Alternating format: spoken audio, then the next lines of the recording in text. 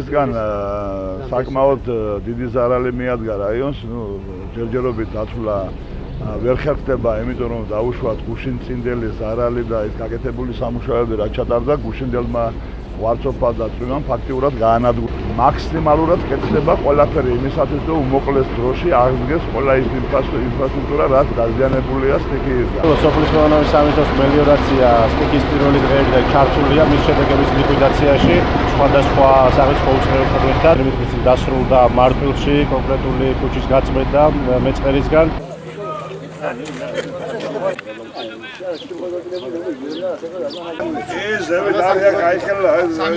ასეთი ადგილი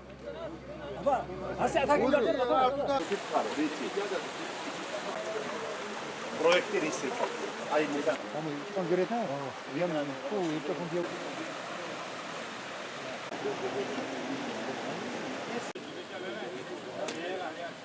რეგიონში გუბერნატორის ხარდაჭერით და უშუალო ჩართულობით რეგიონის 5 მუნიციპალიტეტში შექმნილია სტიქიის სალიკვიდაციო საგანგებო შტაბები.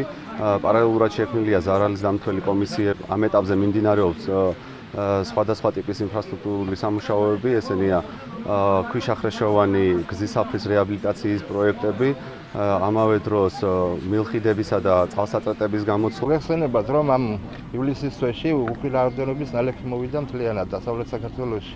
მით უმეტეს ჩვენთან ეს არის თაგორიანი ტერიტორია და თიდან ჩამოდის ვარცოფი, წალეკა მთლიანად ეს